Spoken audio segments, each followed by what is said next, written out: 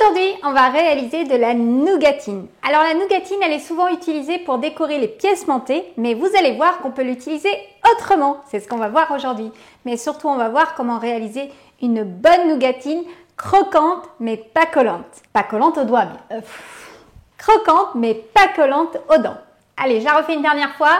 Croquante, mais pas collante. Allez, c'est parti pour la recette.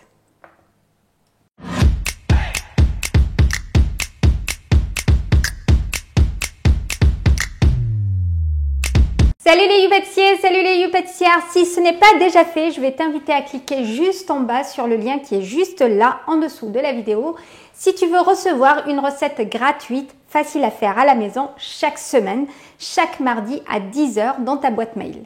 Et si tu es nouveau, bienvenue sur ma chaîne. Tu es au meilleur endroit pour apprendre à faire de la pâtisserie française. Sur ma chaîne, tu trouveras des conseils, des astuces, des recettes de professionnels pour apprendre les bonnes bases, progresser, tout en t'amusant et gratuitement. Alors surtout, n'oublie pas de t'abonner. Allez, à tout de suite. Avant de commencer, prépare tous les ingrédients et le matériel. Prépare les gabarits à partir des semelles à entremets en carton. Celles-ci ont l'avantage d'avoir une face brillante. Une fois déposée sur la nougatine pour détailler la forme que tu souhaites, elle ne collera pas. Si tu souhaites faire des formes arrondies, prépare des gabarits en papier cuisson.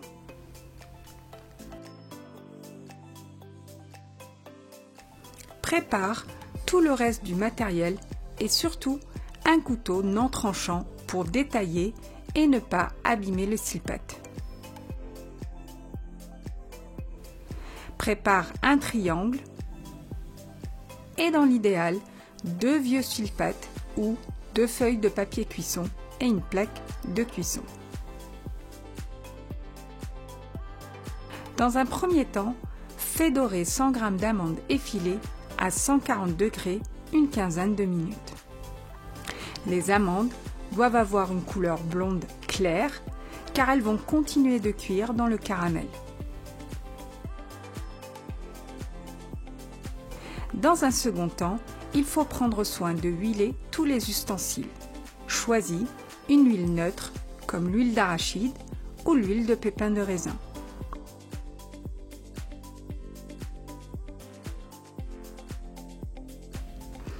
Allume le four à 140 degrés car tu dois travailler la nougatine avec un four constamment chaud et garder la plaque de cuisson à l'intérieur du four pour la maintenir chaude.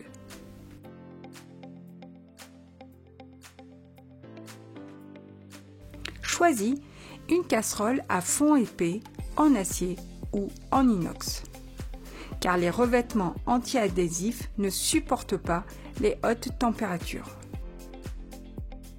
Garde le matériel et les ingrédients à proximité avant de commencer la nougatine. Fais chauffer la casserole sur feu moyen doux et dépose le glucose. Quand le glucose est liquide, dépose le sucre petit à petit pour le faire fondre au fur et à mesure.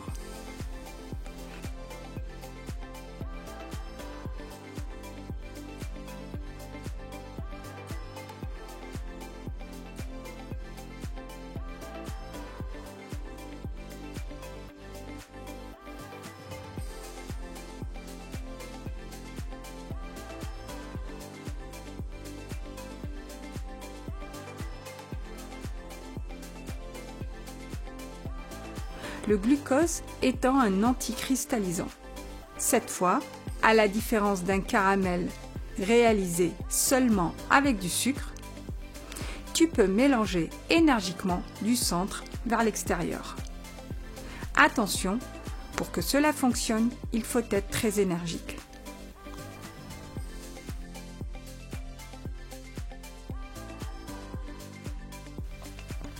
On pourrait penser que le sucre va masser.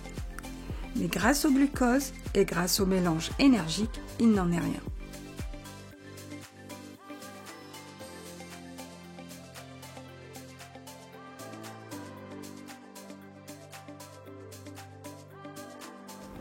Continue et finis de faire fondre tout le sucre jusqu'à l'obtention d'un beau caramel bien blond.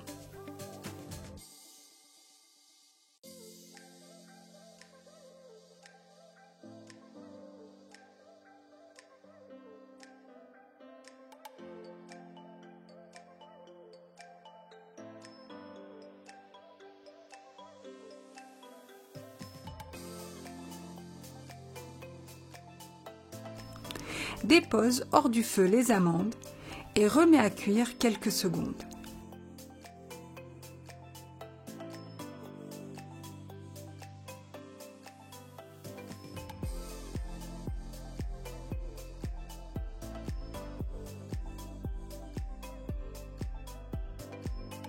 Puis, dépose immédiatement sur le silpate.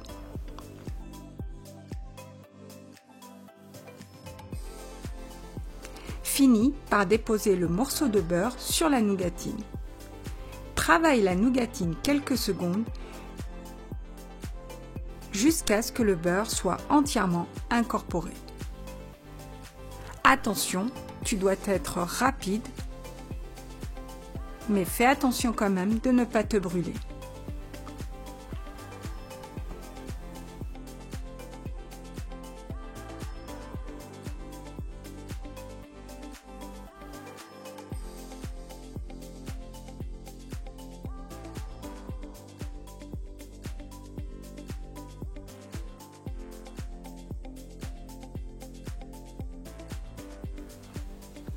Dépose la seconde feuille de silpate par-dessus, puis étale la nougatine.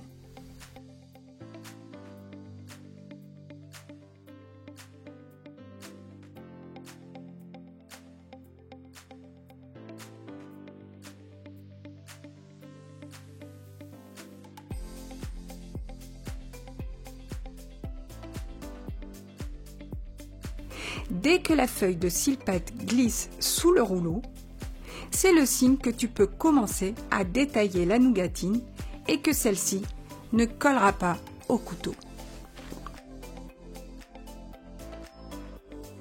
À ce stade, tu peux détailler les formes souhaitées. Mais si la nougatine est trop dure et cassante, comme c'est souvent le cas lorsque tu débutes, remets la plaque de nougatine sur la plaque chaude réservée au four et fais fondre à 140 degrés 15 à 20 minutes.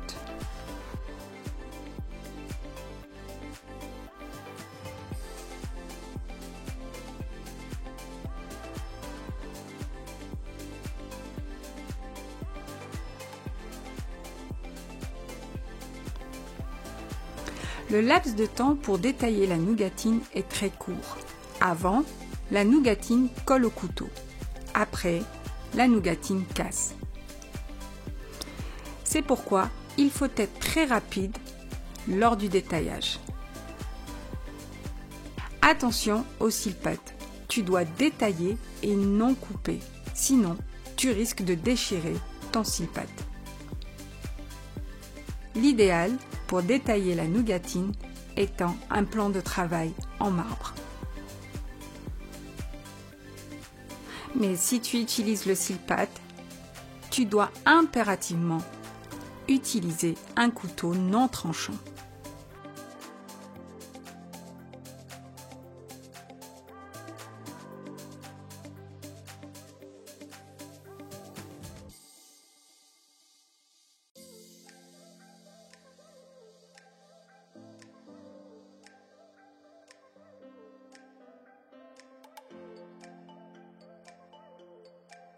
Découpe la nougatine suivant le gabarit et donne à la nougatine la forme que tu souhaites tant qu'elle est encore souple.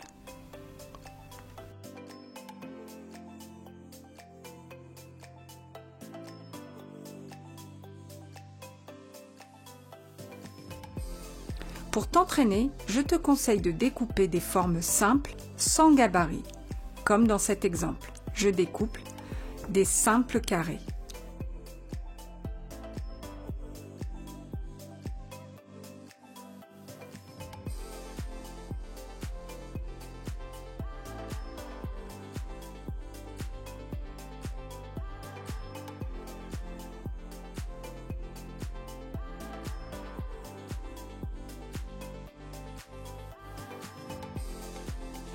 À chaque fois que la nougatine durcit, remets au four sur plaque chaude 15 à 20 minutes à 140 degrés pour pouvoir ensuite la détailler.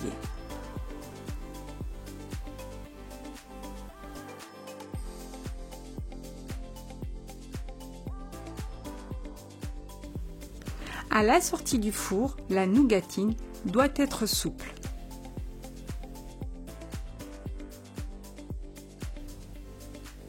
Je peux désormais détailler mes 2 triangles.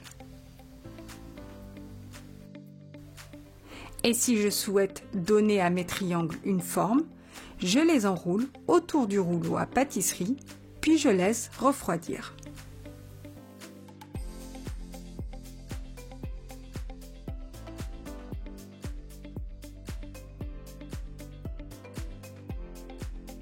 Attention à l'épaisseur de la nougatine. Il faut 2 à 3 mm maximum. Trop fin, la nougatine casse facilement et brûle au four. Trop épais, la nougatine casse les dents. Voilà, une fois la nougatine refroidie, je peux la mettre dans une poche pour l'offrir à belle-maman.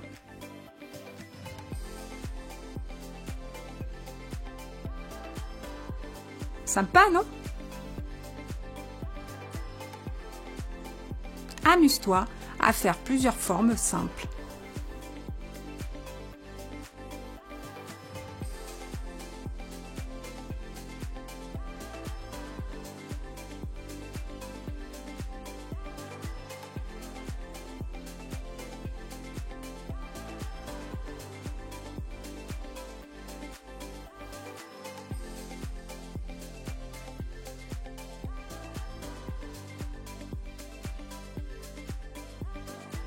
Avec ce qu'il te reste, tu peux mixer la nougatine et t'en servir pour décorer différents desserts, comme des sucettes au chocolat, des sablés au chocolat, des coques de macarons ou encore des entremets à la place du glaçage.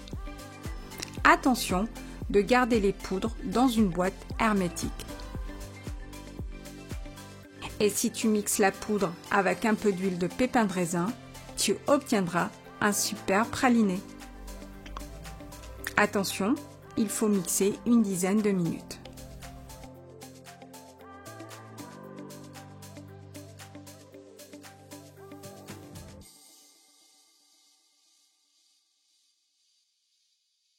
Donc voilà, donc là on peut les faire en petits carrés et les mettre dans une petite poche à offrir, par exemple pour les fêtes de fin d'année. Donc ça c'est sympa.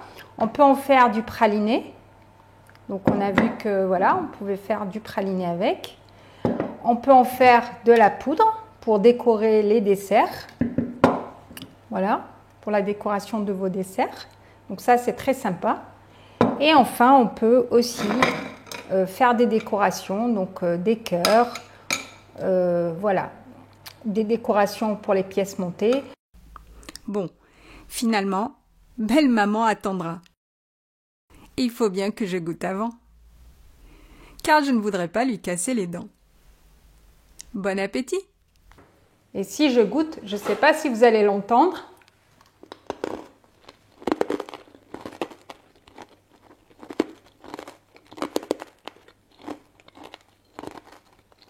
Ça colle pas aux dents, ça doit être vraiment craquant.